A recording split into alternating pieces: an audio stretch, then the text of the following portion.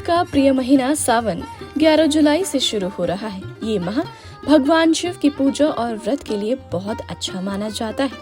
भोले के भक्तों को विशेष रूप से इस माह का इंतजार रहता है। हर शिव मंदिर में भोले बाबा के दर्शन के लिए श्रद्धालुओं की लंबी कतार लगती है।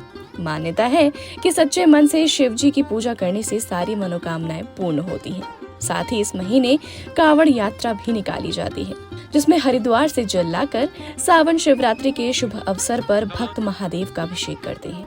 ऐसे में चलिए आज के इस वीडियो में जानते हैं कि आखिर कांवड़ यात्रा कहां से शुरू होती है और कहां पे खत्म, क्या क्या होता है इसका पूरा रूट और कहां कहां पर रुकती है ये कांवड़ यात्रा। नमस्कार, मैं हूं आप सभी के साथ कृतिका और आप देख रहे हैं बोल्ड स्काई। पंचांग के अनुसार सावन माह के कृष्ण पक्ष की प्रतिपदा तिथि की शुरुआत 11 जुलाई देर रात 2:06 से होगी और समापन अगले दिन यानी कि 12 जुलाई को देर रात 2:08 पर होगा।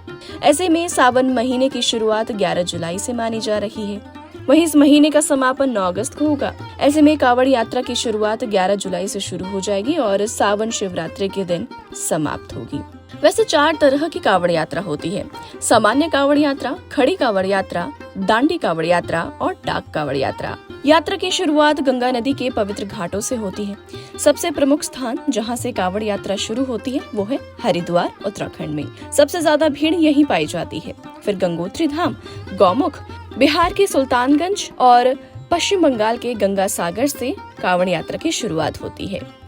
भक्त जहां से गंगा जल भरते हैं वहां से पैदल चलते हुए जल को भगवान शिव के प्राचीन मंदिरों में चढ़ाने जाते हैं। मुख्य मंदिर जहां पर जल चढ़ाया जाता है, एक है देवघर झारखंड में बाबा बैद्यनाथ धाम, दूसरा है बुलंदशहर यूपी में कांठा मंदिर, यूपी के मेरठ में पावन धाम शिव मंदिर और वाराणसी के काशी विश्वनाथ के साथ साथ उत्तराखंड ऋषिकेश के नीलकंठ महादेव मंदिर में ये जल चढ़ाया जाता है। मान लीजिए कोई श्रद्धालु हरिद्वार से नीलकंठ तक यात्रा कर रहा है तो उसका रूट कुछ इस तरह होगा: सबसे पहले हरिद्वार, फिर ऋषिकेश, फिर लक्ष्मण झूला और फिर नीलकंठ महादेव मंदिर। इसकी दूरी लगभग 3 से 40 किलोमीटर तक की होती है और यात्रा में 2 से 3 दिन का समय लग सकता है। वहीं जो बाबा बैद्यनाथ धाम जा रहे होते हैं उनके लिए रूट कुछ इस प्रकार होगा: सबसे पहले बिहार के सुल्तानगंज से देवघर में और इसकी दूरी तकरीबन 105 किलोमीटर तक की होती है। इस दूरी को कवर करने के लिए आपको तकरीबन 3 से 5 दिन लग सकते हैं। अब सवाल ये उठता है कि आखिर किस दिन कौन सी जगह कांवड़िए पहुंचते हैं।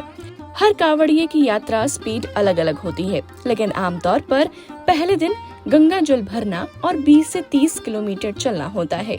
दूसरे दिन मुख्य हाईवे और रास्तों से आगे बढ़ना होता है। तीसरे, चौथे और 5वें दिन आप जल लेकर मंदिर पहुंचना और उसे अर्पित करना होता है।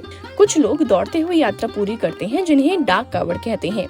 ये लोग जल लेकर सीधा मंदिर की ओर दौड़ते हैं। अब आइए मैं आपको कुछ खास बातें और सावधानियां भी बताती हूँ। यात्रा के दौरान मांस, मदिरा और अपवित्रता से दूर रहना चाहिए। बोलबम का उच्चारण करते रहना जरूरी है। रास्ते में सेवा शिविर, ठहरने की व्यवस्था और मेडिकल सुविधाएं भी रहती हैं।